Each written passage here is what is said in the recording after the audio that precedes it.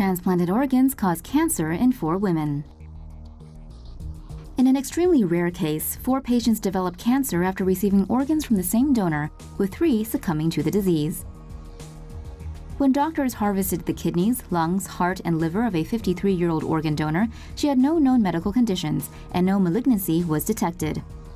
Breast cancer cells were later found in the lung, left kidney, and liver recipients, with DNA analysis showing they came from the same donor. The 3 recipients died after the cancer metastasized. A 4th organ recipient survived following the removal of the donated right kidney, stopping immunosuppression drugs and chemotherapy. The study suggests the donor has micrometastasis, which are groups of cancer cells that spread from their site of origin but are too small to be detected. Organ donations are not allowed for anyone with an active malignancy, as cancer transmission can occur during transplantation. This rare medical occurrence, however, is believed to be the first case of breast cancer being transferred. You don't see that every day. Boy's heart stops after eating a hot dog. A boy who ate a heart-stopping hot dog is the subject of a strikingly odd new medical study. A report in the medical journal Pediatric describes how a 9-year-old boy's heart stopped beating after he began eating a hot dog in Istanbul, Turkey. He was later resuscitated. Choking can lead to cardiac arrest in children, but in this case, medical staff found the hot dog stimulated the boy's vagus nerve, which in turn triggered an abnormal rhythm that caused his heart to stop. Upon further investigation and an electrocardiogram, he was found to have a rare life-threatening heart rhythm condition known as Brugada syndrome. The child was later implanted with a defibrillator to help regulate the abnormal heart rhythms via electrical impulses. The condition is reportedly inherited and more common among those of Southeast Asian descent. Woman gives birth to her own son during surrogate pregnancy. Earlier this year, Cali woman Jessica Allen gave birth to what she thought was twins while acting as a surrogate mother. Little did she know one of the babies was actually her own biological son, whom she conceived while already carrying the surrogate child. During pregnancy, a woman's body stops releasing eggs. However, in some extremely rare cases, they are still produced after one has been fertilized. This is called superfetation. In reported cases, this is where a woman conceives another child while already pregnant. Speaking to the New York Post, Jessica says the couple who hired her womb wanted nearly $20,000 in compensation after finding out the child wasn't theirs. She also says the adoption agency who arranged it all wanted money for looking after their baby boy. To make matters worse, she says both the agency and couple were separately considering putting the child up for adoption. But Jessica says the couple got nada and she eventually got her son back, though the legal battle left her and her husband Jasper $3,000 out of pocket. Unlike a twin pregnancy, superfetation is when 2 fetuses grow separately inside the same woman at different rates.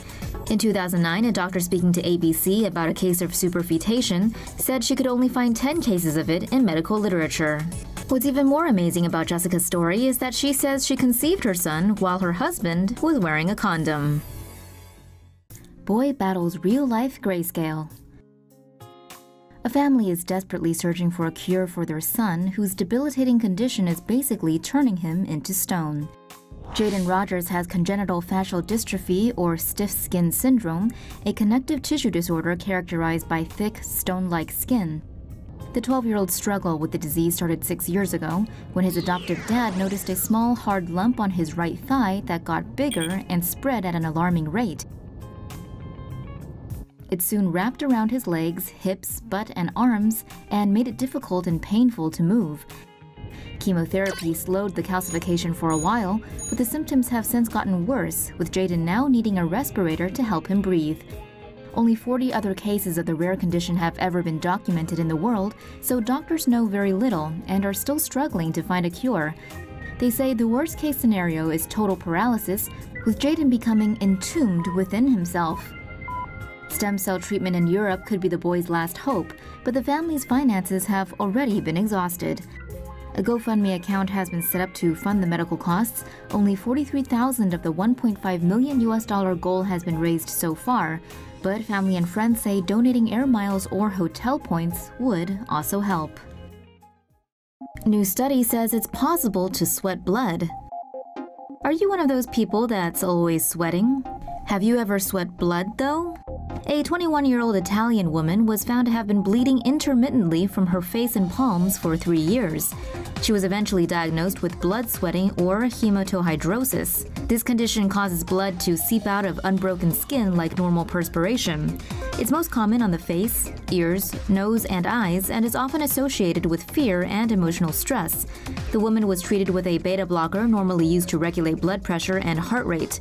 The medicine did not stop the bleeding, but she did experience a marked reduction in symptoms. Medical experts still don't know what causes the condition. Conscious during your own resuscitation? Yikes.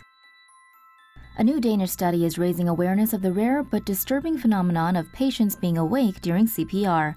A doctor at the Euro-Anesthesia Congress in Copenhagen presented the case of a 69-year-old man who went to the hospital after 3 days of indigestion but suffered cardiac arrest while being admitted.